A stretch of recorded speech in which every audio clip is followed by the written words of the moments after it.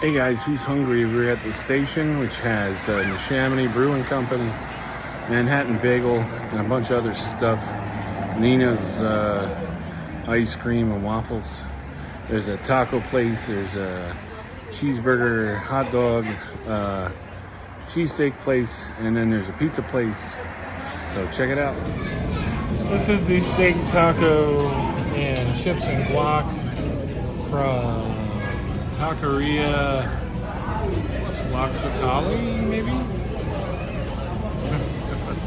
We got a cheesesteak and a Polish kielbasa from Little Devils in Rising River, Neshaminy Creek Brewery, and we are in Dublin, PA. And ask if I can have that half.